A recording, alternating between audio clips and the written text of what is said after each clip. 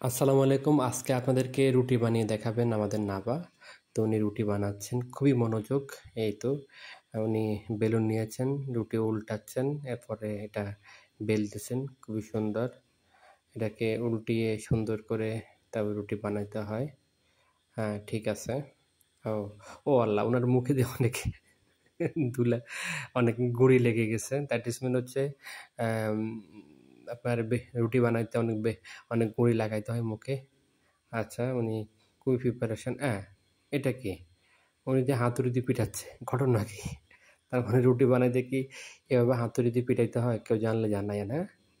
ও আচ্ছা, এই যে আরেকটা হাতুড়ি দিয়ে বাড়ি দিল। আচ্ছা, তারপরে হ্যাঁ, হাতুড়ি দিয়ে পিটানো হচ্ছে। এরপরে রুটি বানানো হয়ে গেছে ফাইনালি। এবার উনি এটা ভাজতেছেন, এটা উনি তাপায় উঠাইছেন। তো তাপাতে উনি উল্টাচ্ছেন। ওরে আল্লাহ! অনেক সুন্দর ওরে! এই রুটি খুবই সুন্দর। সবাই ওনার জন্য দোয়া করবেন।